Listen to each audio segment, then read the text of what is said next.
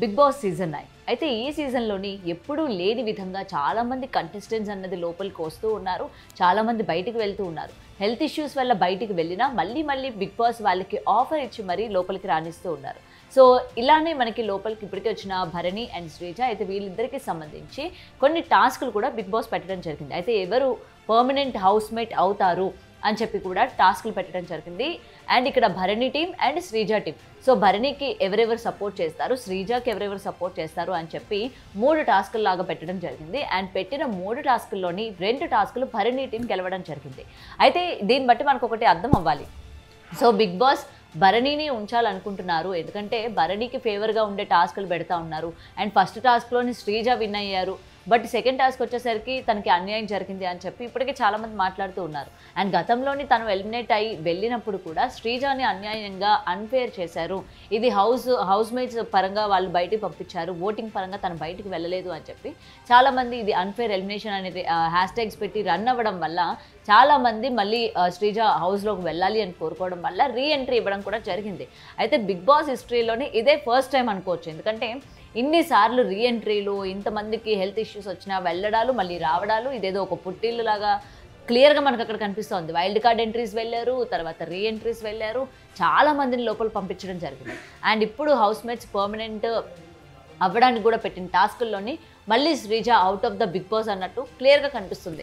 ఎందుకంటే నిన్న house mates కూడా భరణి గారే ఉండాలి, ఎందుకంటే ఆల్రెడీ సమ్ బాండింగ్స్ అనేవి క్రియేట్ అయ్యాయి. అండ్ ఇప్పుడు ఆయన వచ్చిన తర్వాత ఆయన ఆడతారు, ఆయనకి కొంచెం పాజిటివిటీ లోపల ఉంది, తను ఇంటికి పెద్దలా ఉంటారు, లేకపోతే ఏ గొడవల్లో తను ఇన్వాల్వ్ అవ్వరు అని చెప్పి చాలామంది తనకి సపోర్ట్ చేయడం కావచ్చు, అండ్ తనకి సపోర్ట్ చేస్తూ గేమ్లు కూడా ఆడారు. అండ్ ఈ గేమ్ ఆడుతున్నప్పుడే తనుజ కూడా కొంచెం హర్ట్ అయింది. నేను ఏ గేమ్ కూడా ఆడడానికి పనికిరానా, నేను ఫిజికల్గా స్ట్రాంగ్ కాదా, నన్ను ఎందుకు ఏ గేమ్కి కూడా సెలెక్ట్ చేయలేదు.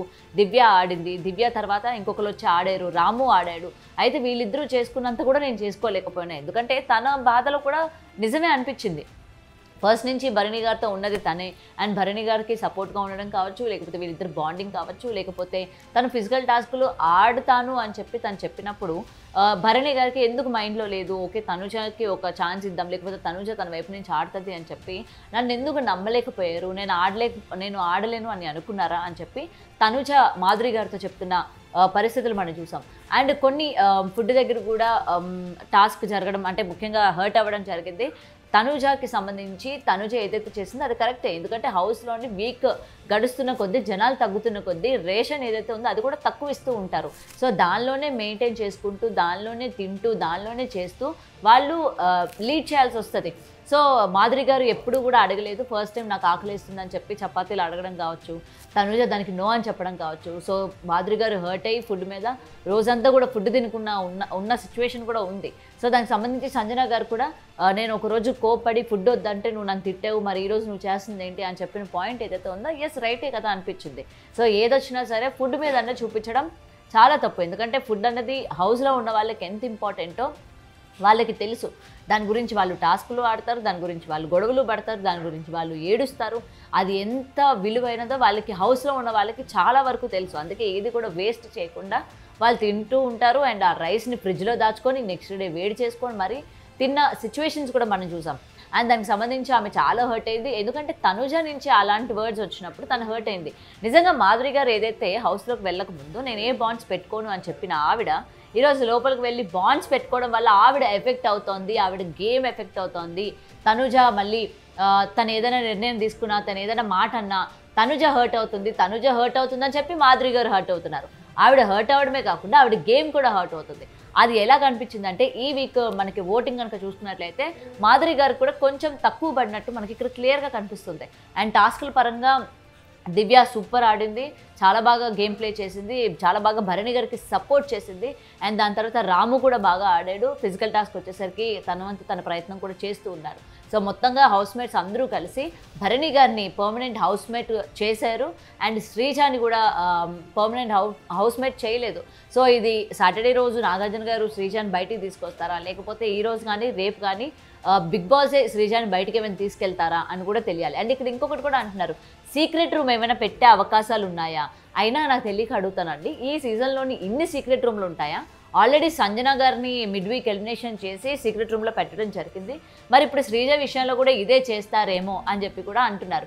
అయితే బయట నుంచి ఇప్పటికీ వెళ్ళిపోయిన ఎక్స్ హౌస్మేట్స్ వాళ్ళ యొక్క ఇన్స్టా స్టోరీలు కనుక చూసుకున్నట్లయితే మరొకసారి శ్రీజాకి అన్యాయం జరిగింది, బిగ్ బాస్ ఎందుకు ఈ విధంగా చేస్తూ ఉన్నారు, కావాలంటే పెట్టొచ్చు కదా, బిగ్ బాస్ అనుకుంటే ఎంతసేపు, ఎందుకు హౌస్మేట్స్ పర్మనెంట్ ఉండాలి అని చెప్పి టాస్కులు పెడతా ఉన్నారు, ఆల్రెడీ రీఎంట్రీ అయినప్పుడు మళ్ళీ టాస్కులు ఏంటి, మళ్ళీ శ్రీజాని బయటకు పంపించే ప్రయత్నం ఏంటి అని చెప్పి మళ్ళీ బయట వార్ అనేది స్టార్ట్ అయింది. సో ఏది ఏమైనా శ్రీజ ఉంటుందా లేకపోతే సీక్రెట్ రూమ్ ఏమైనా ఉంటుందా అన్న వివరాలు కూడా ఇంకా తెలియాల్సి ఉంది. అండ్ ఈ వీక్ డేంజర్ జోన్లోని అటు రాము, సాయి అండ్ మాధురి గారు కూడా కొంచెం ఓటింగ్ పరంగా అటు ఇటు ఉన్నట్టు మనకి కనిపిస్తూ ఉంది. సో ఈ ఎఫెక్ట్ ఏ విధంగా ఉండబోతుందో చూడాలి. అండ్ సాయి అండ్ రాము విషయానికి వచ్చేసరికి ఈ వీక్ పర్ఫార్మెన్స్ ముఖ్యంగా టాస్క్లు ఆడిన వాళ్ళకి సంబంధించిన ఫుటేజ్ కానీ లేకపోతే వాళ్ళకి సంబంధించిన కాంటెంట్ కానీ ఏది కూడా జనాల్లోకి చూపించలేదు. జనాలు కూడా అండ్ ఎక్కడ చూసినా కూడా వాళ్ళు ఎటువంటి గొడవలో ఇన్వాల్వ్ అవ్వడం కానీ లేకపోతే వాళ్ళ కన్వర్సేషన్స్ పెట్టడంలో కానీ లేకపోతే వాళ్ళ యొక్క ఐడియాస్ పెట్టడం కానీ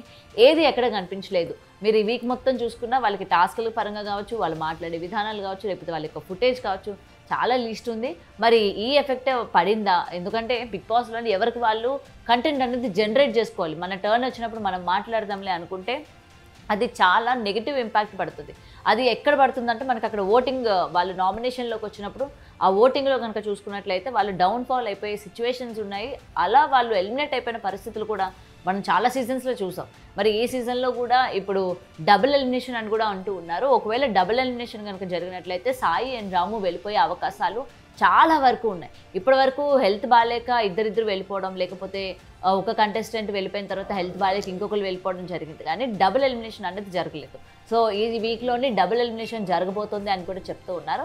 మరి చూడాలి, డబుల్ ఎలిమినేషన్ అయితే ఇటు సాయి అండ్ రాము వెళ్ళిపోతారు. వీళ్ళు వెళ్ళిపోయిన హౌస్కి పెద్ద నష్టం అయితే కలిగేది ఏమీ లేదు అన్నట్టు క్లియర్గా ఆడియన్స్ కూడా ఎక్స్పెక్ట్ చేస్తూ ఉన్నారు. మరి చూడాలి ఎవరు ఎలిమినేట్ అవుతారు. అండ్ ఫుడ్ గురించి కావచ్చు లేకపోతే అండ్ డెమాన్ పవన్ రీతుతో బిహేవ్ చేసిన తీరు కావచ్చు, దీని గురించి సాటర్డే రోజు నాగార్జున గారు అడుగుతారా లేదా అన్న వివరాలు కూడా ఇంకా తెలియాల్సి ఉంది. సో ఈ వీక్ ఎవరు ఎలిమినేట్ అవుతారు అనుకుంటున్నారో కింద కామెంట్లో మెన్షన్ చేయండి. For more videos like this, subscribe Big TV channel.